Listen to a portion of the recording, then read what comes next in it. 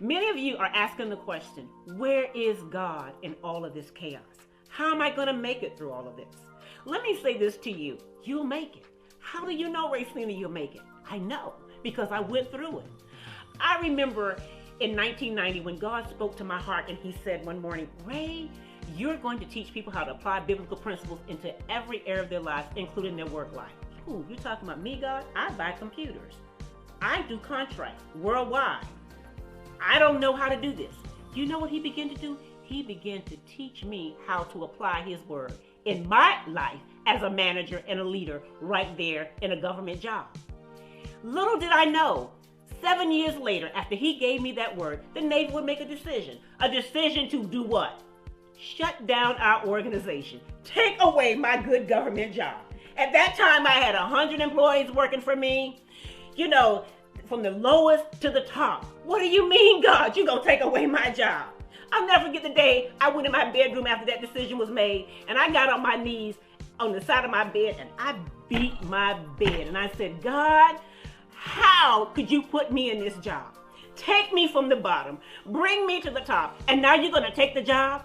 I remember crying so that day for almost 2 hours, snot running all down my nose. God let me cry. He let me cry. He let me cry. And finally, when I finished, I saw a vision. And God said, and he showed me Jesus on the cross. And he said, I didn't spare Jesus, my son. I'm not sparing you. Now, Ray, what is your issue? I said, how am I going to take care of my employees? How are we going to eat?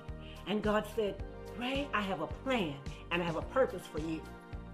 If you will walk through this with me, I promise you, every one of your employees will be taken care of, and so will you. And he did just that. But you know what else he did?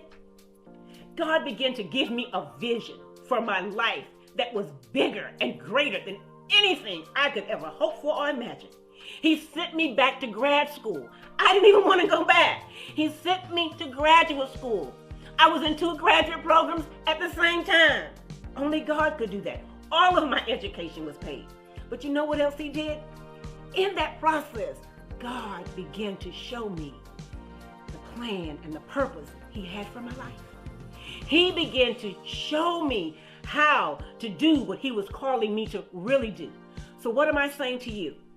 In this time, while you're going through this, walk in faith, not in fear. Ask God, what is the plan, the purpose, and the vision he has for your life? It's unique to you. He's given you talents and skills and abilities that he wants you to surrender them back to him. He wants to reshape you. He wants to remold you. For what? For greater purpose, for greater plan. He wants to show you who you really are.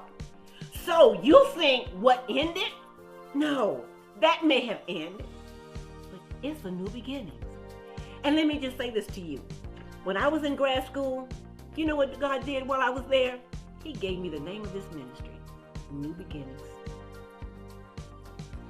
Sometimes we think something has ended, and sometimes things haven't. But you know what? God wants to give you a new beginning. So don't take this time and waste it. Get up in the morning. Take a shower. Sing praises to the Lord. Thank God for who he is and who you are in him. Sit with the Lord. Ask the Lord according to Jeremiah 29:11. All of you probably know it if you're Christians. I know the thoughts and plans I have for you, said the Lord. Ask God to begin to give you the plan he has for your life. Seek his face. He's a good God, and he will give you a new beginning. So I want to say this to you. Welcome to your new beginning. You can't go back to where it was. Even if you go back to work in a couple of weeks, and that might be a great thing for some of you, but it won't be the same. This situation has changed all of us, how we think, how we look at life. But let me say this to you. There's one person that will never change, and that is God and his word. He knows the thoughts and plans for you, says the Lord. Thoughts to give you a hope and a future. Thoughts of peace, nothing missing, nothing lacking. That's the God we serve in this chaotic.